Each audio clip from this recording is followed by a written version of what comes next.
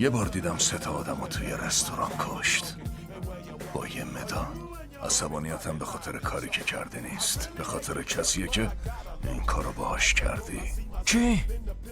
همون یارو بی همه چیزه؟ اون بی همه چیزه؟ اسمش جان ویکه.